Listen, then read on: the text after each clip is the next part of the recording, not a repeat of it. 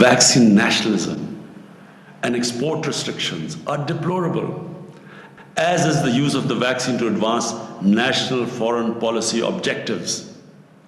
Excellencies, this forum is an important opportunity to adopt decisions on ways to mobilize the money needed by developing countries to recover from the COVID-induced recession and to restore them on the path to achieving the Sustainable Development Goals by 2030. Last April, I proposed a global initiative on debt relief. I'm glad to say that the G20's debt suspension has been extended.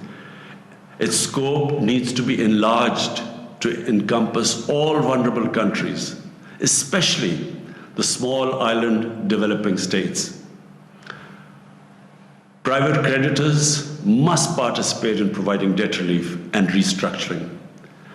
In January of this year, at the UNCTAD meeting, I proposed a 5-point agenda for emergency financial support to developing countries, including debt relief and restructuring, SDR creation and redistribution, larger concessional finance, and an end to illicit financial flows from the developing world. I warmly welcome the proposal from the IMF Managing Director to create $650 billion in new SDRs and appreciate the support for this from the largest shareholders, including the United States, China, the EU, and Japan. The IMF, the World Bank, and other developing banks now have an ample capacity to enlarge concessional financing for developing countries. The forthcoming IDA replenishment should be enlarged to $60 billion. Developing countries should also be able to borrow from the market at the prevailing low interest rates which are available to the developed countries. The Liquidity and Sustainability Facility proposed by the Economic Commission for Africa could be one of the ways to achieve this. The Panel on Financial Accountability, Transparency and Integrity, the FACTI panel, has proposed 14 recommendations to halt the outflow of trillions of dollars from developing countries.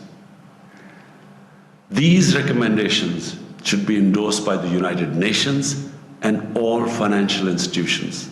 The stolen assets of developing countries must be returned immediately and, more importantly, unconditionally. While speaking to the FACTI panel, I had proposed the imposition of a global minimum corporate tax to avoid profit shifting and tax avoidance by large corporations. I endorsed the recent US proposal for such a global minimum corporate tax. A moratorium should be declared on the exorbitant claims adjudicated against some developing countries in investment disputes. Unequal and exploitative investment agreements should be cancelled and revised. Excellencies, the challenge posed by the COVID crisis, as the UN Secretary General has said, is also a great opportunity to build back better. We must seize this opportunity to transform the world economy into one that is development-oriented and environmentally sustainable. Pakistan's carbon emissions are among the lowest in the world, yet we are one of the most seriously affected and vulnerable country due to climate crisis. We have embarked on an ambitious program to create a green Pakistan through reforestation by planting 10 billion trees over the next 3 years, and introduction of renewable energy, electric vehicles, and a moratorium on coal-burning power plants. The developed nations must fulfill their commitments under the Paris Agreement and mobilize $100 billion annually in climate finance, as they have promised. 50% of this must be devoted to adoption programs of developing countries. The United Nations is well placed to take the lead in formulating and coordinating the implementation of a plan to make the transition to a green global economy. I hope that the UN will create an inclusive, multi-stakeholder mechanism to do so. Excellencies, we are at a critical point in world history.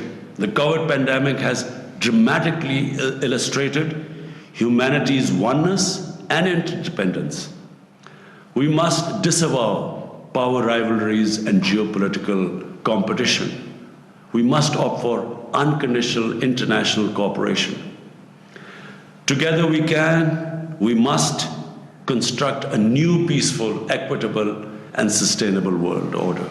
I thank you. वज़ीराअज़म Imran Khan economic and social forum से खिताब कर रहे थे। इस मौके पर उनकी जानिब से ये कहा गया कि तरक्की पजीर मुल्कों के लिए फ़ौरी हंगामी मालियाती रिलीफ फराहम किया जाए। साथ ही साथ उन्होंने माहौल दोस्त इक़दामात से भी फोरम को आगाह किया।